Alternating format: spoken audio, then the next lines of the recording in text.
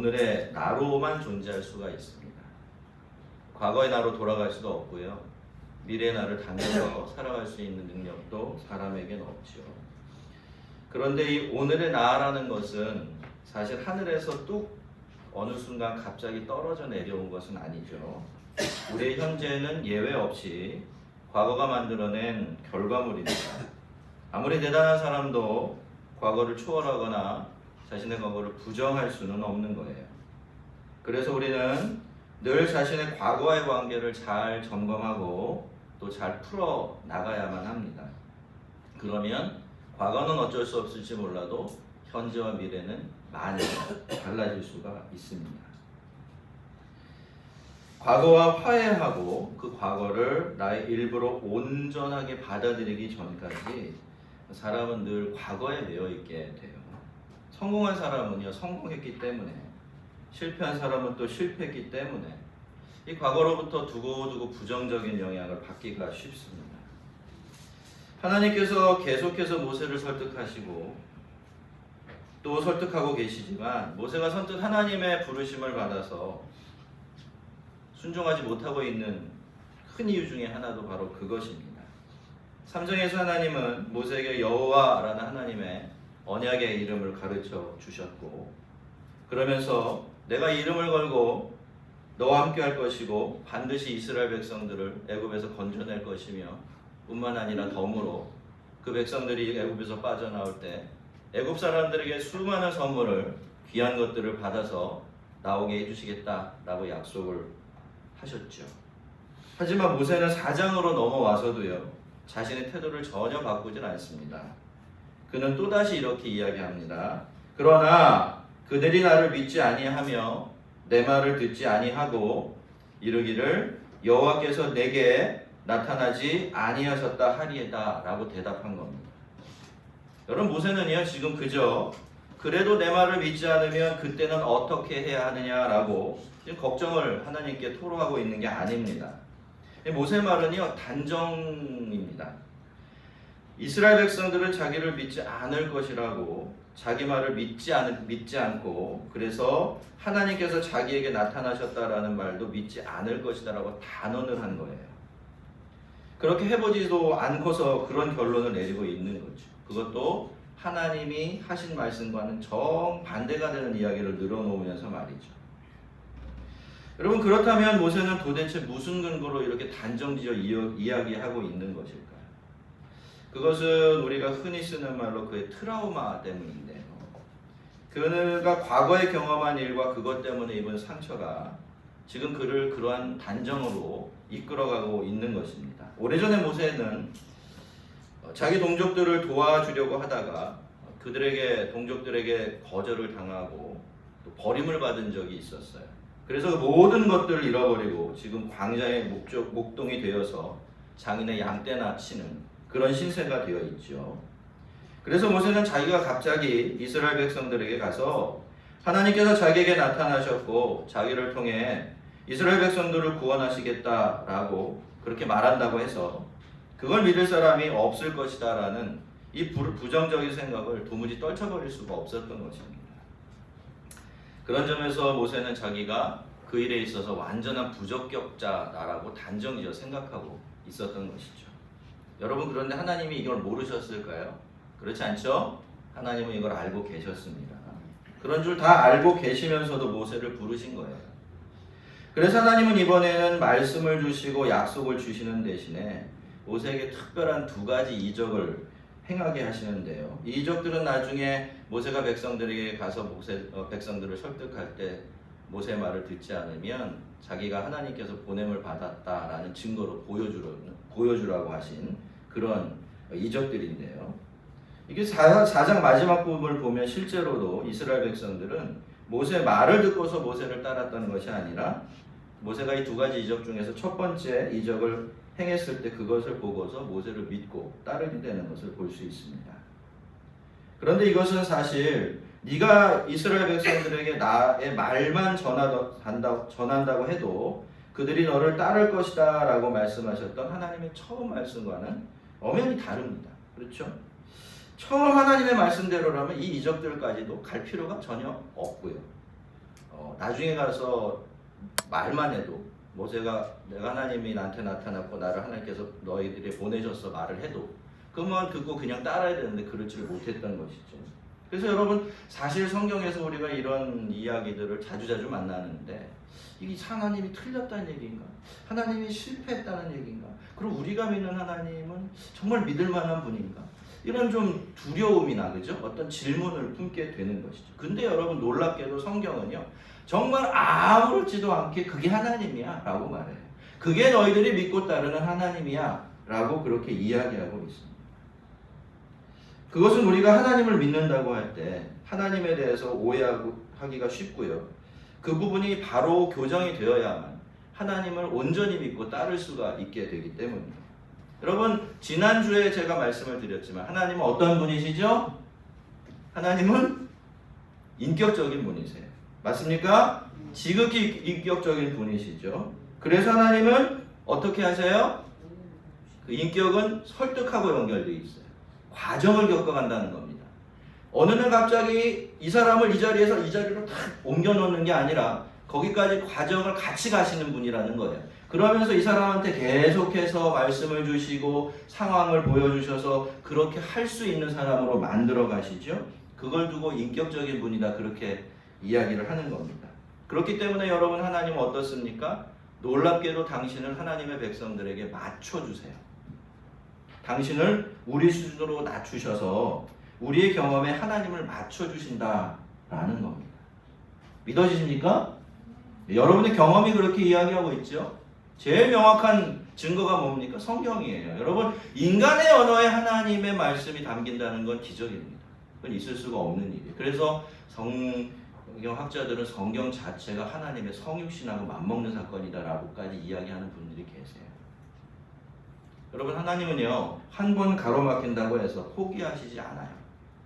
그 대신 거기서 또 다른 방법을 찾고 더 나은 방법을 찾아서 백성들을 믿음의 길로 이끌어내시는 그런 분이십니다. 왜 그렇죠? 우리는 죄인이고 너무나 더디 믿고 더디 변하는 사람이기 때문에 하나님께서 그렇게 해주지 않으시면 도무지 우리를 구원하시고 우리를 더 나은 믿음의 사람으로 빚어가실 수가 없기 때문에 그렇습니다. 자, 첫 번째 이적은 그 유명한 지팡이 이적이었는데 하나님께서는 모세에게 네 손에 있는 것이 무엇이냐 라고 물으셨어요. 몰라서 물으신 것이 아니죠. 그렇게 하나님은 모세가 자기 손에 있는 것을 보게 하신 겁니다. 모세는 그제서야 자기의 손에 지팡이가 들려있다는 사실을 인식할 수 있었겠죠. 모세는 그리고는 하나님께 뭐라고 대답합니까? 지팡이입니다 라고 대답을 했는데요. 여러분이 지팡이는 정말 아무것도 아닙니다. 그냥 광야에서 양을 칠 때 사용하는 평범하고 낡아빠진 나무 지팡이에요. 어쩌면 이 지팡이는 모세가 어느 날 광야의 길을 걷다가 나무까지 하나 뚝 꺾어서 만들어버린 그런 아무것도 아닌 그런 지팡이였을지도 모르죠. 그런데 여러분 아마 그렇기 때문에 이 모세는 늘 그 지팡이가 손에 들려 있었기 때문에 그날도 자기가 지팡이를 손에 쥐고 있다는 사실을 인식하지 못했을 테지만 하나님은 그 지팡이에 집중을 하게 하신 거예요. 왜 그렇죠?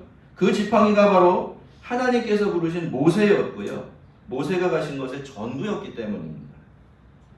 하나님께서 우리를 부르시고 우리에게 하나님의 일을 맡기실 때 여러분 하나님은 우리가 우리 아닌 사람이 되어서 우리에게 없는 것을 가지고 일하게 하시지 않으세요.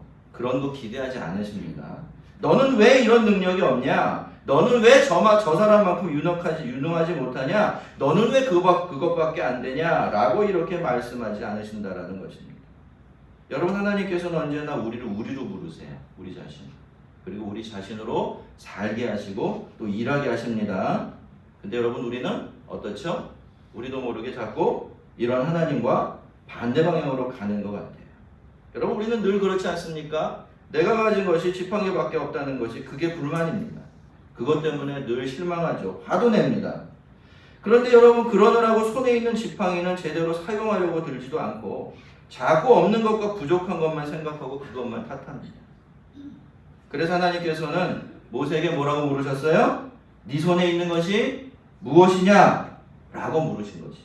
왜 그렇습니까? 그 지팡이면 충분하고 모세가 그 나무 지팡이라고 하더라도 하나님께는 아무런 상관이 없는데 모세는 그걸 몰랐고 그걸 받아들이려고 하지 않고 있기 때문이죠.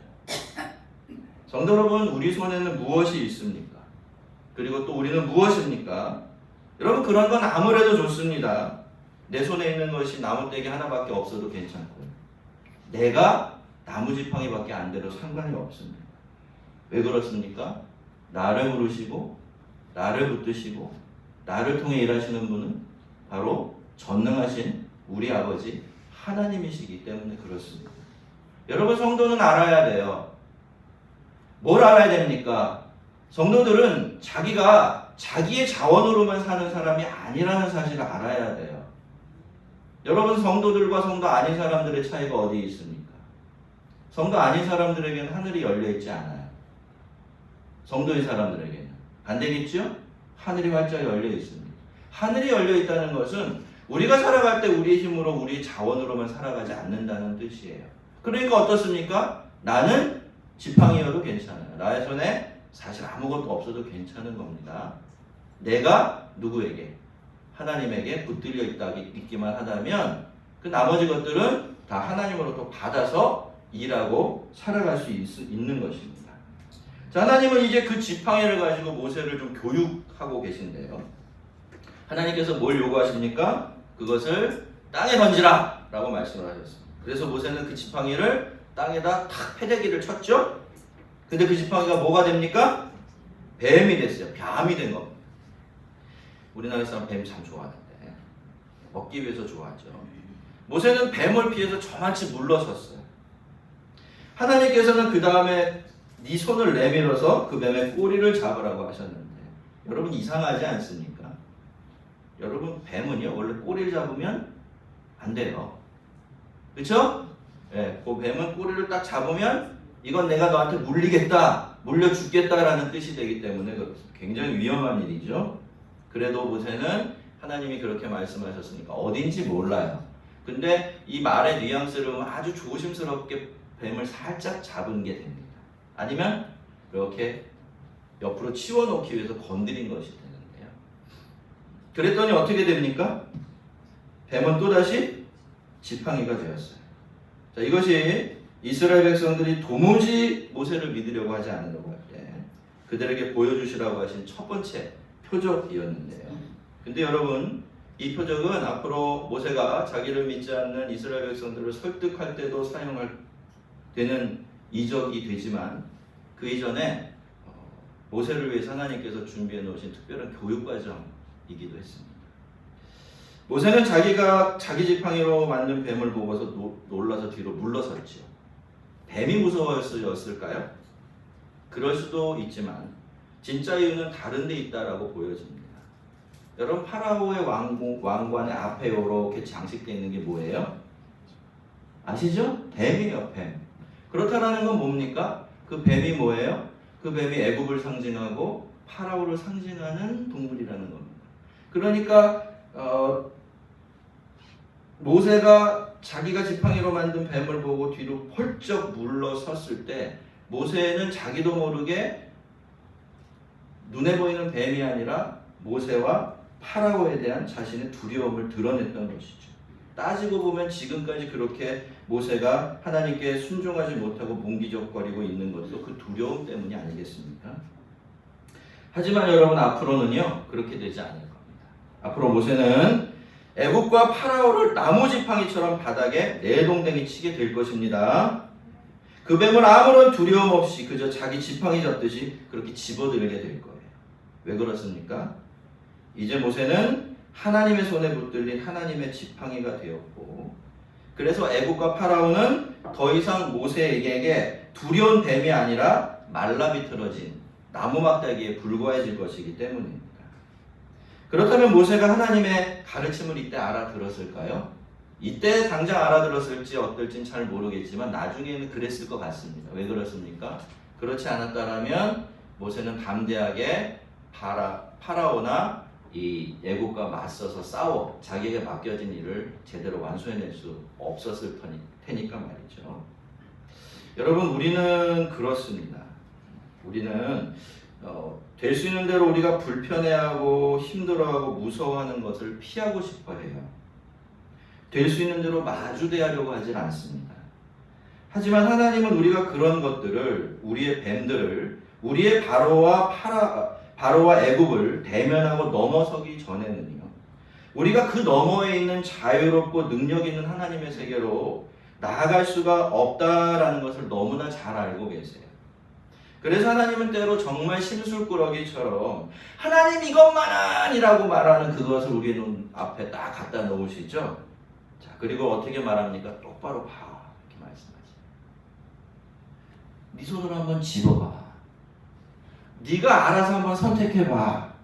라고 하세요. 하지만 우리는 선뜻 그 뱀을 움켜잡지 못해요. 무섭고 싫어서 피하려고만 하지요. 하지만 그래도 용기를 내고 힘을 내어서 손을 뻗어 그 뱀을 정말로 만져보면, 움켜쥐면 그제서야 뭘 알게 됩니까? 사실은 그게 뱀이 아니었다라는 걸 알게 돼요. 그것이 그저 나무 막대기에 불과했다라는 것을 알게 되죠. 그렇게 우리는 믿음으로 하나님을 의지해서 힘을 내고 용기를 낼 때 비로소 두려움 너머에 있는 담대함과 자유함의 세계로 나아가게 되는 거예요. 뱀을 막대기처럼 집어들고 그 막대기를 가지고 하나님의 영광을 나타내는 그런 자리로 나아가게 되는 것입니다. 성도 여러분, 여러분들에게는 혹시 뱀이 없습니까? 늘 두려워하면서 피해 다니기만 하면 바로는 없나요? 여러분, 그것이 무엇이어도 좋습니다. 어떤 문제여도 상관이 없어요. 여러분의 재정의 문제든지, 여러분의 건강의 문제든지, 앞으로 먹고 살 문제든지, 자녀들에 대한 걱정이든지 아무거나 상관이 없습니다. 그것이 무엇이든지 간에 그것을 믿음으로 우리가 움켜잡는 순간 우리는 발견하게 될 겁니다. 그것이 실제로는 뱀이나 두려운 바로가 아니라 무엇이었다? 나무 막대기였다라는 것을 말이죠. 여러분, 하나님의 말씀을 믿고 그 뱀을 한번 집어 올려 보십시오. 그리고 그게 진짜 뱀인지 한번 확인해 보세요. 아마 아닐 겁니다. 아, 속았구나 싶을 거예요. 뱀은, 사탄은 언제나 거짓말로 우리를 속이고 있기 때문이죠. 하나님께서 모세에게 행하게 하신 두 번째 이적은 품에 넣은 모세의 손이 나병에 걸렸다가 두 번째 넣어서 뺐을 때 그 병이 깨끗하게 낫는 그런 이적이었는데요. 이 이적은 백성들이 첫 번째 이적을 보고도 믿지 않으면 그때 행하라고 주신 이적이지만 다행스럽게도 백성들 앞에서 이 이적을 행할 일은 없었어요. 백성들을 설득하는 데는 첫 번째 이적으로 충분했기 때문이죠.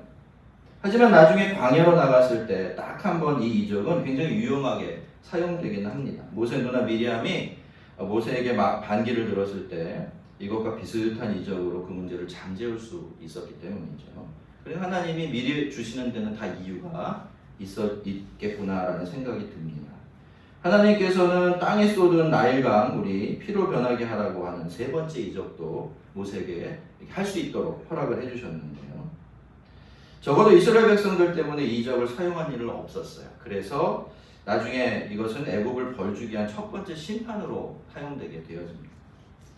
근데 여러분, 우리가 이야기를 따라서 읽다 보면 정말 헛웃음이 좀 나와요. 여러분, 하나님께서 이 정도까지 해주셨으면 모세는 좀 설득이 되어야 되지 않겠습니까? 하지만 모세는 요지부동이에요. 이번에는 이렇게 다른 핑계를 댑니다. 오 주여, 나는 본래 말을 잘하지 못하는 자니이다. 주께서 종에게 명령하신 후에도 역시 그러하니 나는 입이 뻣뻣하고 혀가 둔한 자니이다 라고 말이죠. 물론 사실일 수도 있어요. 그렇죠? 모세가 정말로 말을 잘 못하는 사람이었을 수도 있어요. 일만 열면 무슨 말을 해야지 당황스러워서 앞뒤가 막 헷갈리기 시작하는 그런 사람이었을지도 몰라요. 근데 지금 모세가 이야기하는 말의 핵심은 그게 아니에요. 여러분, 모세는 자기가 말을 잘하지 못한다는 것을 하나님도 어쩔 수 없고 하나님과 해결할 수 없는 그런 문제로 단정 지어버리고 있어요. 하나님께서 자기에게 명령을 내리신 후에도 그 사실은 변함이 없다 이렇게 이야기하고 있는 거죠. 자, 이게 무슨 뜻입니까? 이 정도면 그냥 안 가겠다는 뜻입니다. 하나님이라도 나를 보내실 수는 없습니다 라고 고집을 부리고 있는 거예요. 이번엔 하나님도 약간 화가 나신 것 같아요. 그래서 이렇게 반문을 하십니다. 누가 사람의 입을 지었느냐? 누가 말 못하는 자나 말 못 듣는 자나 눈 밝은 자나 맹인이 되게 하였느냐? 나 여호와가 아니냐? 라고 말이죠. 무슨 뜻입니까? 네가 그런 것을 모르고서 그런 문제도 해결할 수 없으면서 너를 애굽으로 보내려고 했는 줄 아느냐? 라고 따져 물으신 거예요. 그러면서 다시 말씀하시죠. 이제 가라. 내가 내게 내 입과 함께 있어서 할 말을 가르치리라 라고 말이죠. 모세가 너무 그러니까 이젠 하나님께서 심지어 내가 너와 함께 하겠다 이렇게 말씀하신 정도가 아니라 네 입과 고마르는 그 주둥이와 내가 함께 하겠다라고 그렇게까지 말씀하고 계신 거예요. 하지만 모세가 정말 끈질겨요. 정말 지켜보는 사람도 지칩니다. 하나님께서 그렇게까지 말씀을 하시지만 모세는 또 고집을 부려요. 오 주여 보낼 만한 자를 보내소서. 무슨 뜻입니까? 아무리 그래도 하나님이 여호와 하나님이시고 그렇게 나와 함께 하시고 역사하신다고 해도 나는 여전히 적격자가 아닙니다 라는 뜻이에요. 하나님께서 보내실 만한 자가 못 된다라는 뜻입니다. 틀리는 이야기는 아니에요. 틀리는 이야기는 아닙니다. 왜냐하면 누구라서 넉넉하게 애굽으로 들어가 바로를 대면하고 그 백성들을 그 애굽에서 건져낼 수가 있겠습니까? 이런 일에 있어서 적격자는 아무도 없는 겁니다. 그런데 그래서 하나님께서 함께 하시고 역사하시겠다고 필요한 것들 모든 것들을 다 손에 쥐어주시면서 가라고 하신 거예요. 여러분 하나님께 필요한 건 뭡니까? 대단한 능력자가 아니라 하나님의 손에 쥐어져 있을 수 있는 나무막대기 하나밖에 없기 때문에 그렇습니다. 자, 여기까지 오니까 하나님도 이번에는 크게 역정을 내시죠. 거기 네 형 아론이 있지 않느냐고 내가 너를 위해서 그를 미리 준비시켜 놓았으니까 너는 너의 말을 아론에게 전하고 아론이 너를 대신해서 백성들에게 말하게 하면 된다고. 그러면 아론이 네 입을 대신할 것이고 너는 아론에게 하나님처럼 될 것이다 라고 말씀을 하셨어요. 그러면서 마지막으로 모세에게 뭐라고 말씀하십니까? 너는 이 지팡이를 손에 잡고 이곳으로 이적을 행할지니라 라고 말씀하셨습니다. 무슨 뜻인가요? 너는 그저 내 손에 붙들린 나의 지팡이가 되기만 하면 된다라는 의미였습니다. 자, 그 다음에 모세가 어떻게 대답했다라는 이야기가 없기 때문에 그 말씀만 하시고서 하나님은 훌쩍 하늘로 모세를 떠나 올라가 버리신 것 같은데요. 그래서 우리는 모세가 이 과정을 통해서 하나님께 충분한 정도로 설득이 되었는지 그렇지 않은지는 잘 알 수가 없지요. 그런데 여러분 중요한 것은요. 어쨌든지 이제 모세가 자기 백성들이 있는 애굽으로 움직여가기 시작했다는 겁니다. 어쨌든 하나님의 부르심과 명령에 순종하기 시작했다는 거예요. 그리고 더 중요한 것은 무엇입니까? 지금까지 수없이 모세가 안 갑니다, 못 갑니다, 안 됩니다, 다른 사람 보내세요 난리를 했지만 그럼에도 불구하고 고집을 부리는 그 모세를 하나님께서 포기하셨다, 포기하지 아니하셨다. 포기하지 아니하셨다라는 것입니다. 정말 중요한 것은 이것이에요. 하나님이 그 사람을 포기하지 않으시면 되는 겁니다. 물론 하나님의 부르심을 받고서 여러분 너무 기뻐서요. 아멘! 하나님 제가 가겠습니다. 맡겨만 주십시오. 이렇게 하는 것이 가장 바람직하고 이상적인 일일지도 모르겠어요. 하지만 대개는 그렇지 못하죠. 나를 알고 하나님께서 나에게 맡기신 일의 무게를 알고 있기 때문입니다. 때로 그 부르심에 순종을 하기 위해서는 모세가 그랬던 것처럼 자신의 어두운 과거와도 직면해야 되고 화해하는 일도 필요하기 때문이죠. 하지만 여러분 이 세상 누구라서요 모든 준비가 다 갖춰진 다음에 하나님의 일을 하고 하나님께서 맡기신 삶을 살기 시작하겠습니까? 충분히 설득이 안 되고 내가 봐도 내가 부적격한 사람으로 생각이 되고요. 하나님을 생각하면서 그저 우리는 첫 발자국을 내딛고 두 번째 발자국을 이어갈 뿐이죠. 여러분 모세는 처음부터 우리가 그렇게 알고 있었던 것처럼 훌륭한 모세가 아니었습니다. 그 위대한 모세도 처음에는 한계투성이 상처투성이 인생이었고요. 그런 자기 자신을 벗어나지 못하는 그런 작은 사람이었습니다. 하지만 여러분, 그런 그를 하나님께서 부르셨습니다. 하나님의 지팡이로 부르신 겁니다. 그리고 결국에는 하나님의 손에 붙잡히게 되었죠. 여러분, 하나님의 일꾼들은 그러면 되는 겁니다. 여러분, 우리가 어찌되었든지 지팡이에 불과하다는 것을 잊지 마십시다. 그런 우리를 부르시고 붙드신 분이 여호와 하나님이시라는 사실도 꼭 기억하시고 말이죠. 그래야 겸손하고도 담대해질 수가 있어요. 여러분, 사실 겸손함과 담대함 함께하기 굉장히 어려운 미덕들이에요. 그렇죠? 겸손하면 담대하기 힘들고, 담대한 사람은 겸손하기 힘들고. 그러나 우리가 하나님의 손에 붙들린 지팡이임을 기억한다면 우리는 이 두 마리 잡기 어려운 토끼를 모두 다 잡을 수가 있고, 그러면서도 하나님의 뜻을 아름답게 행하는 주의 사람들이 될 수 있는 것입니다. 우리 모두가 하나님의 손에 들린 지팡이로서 더 확실히 하나님의 손에 붙들려서 하나님의 뜻에 합당하게 쓰여지는 그런 성도들 되시기를 주의 이름으로 축원합니다.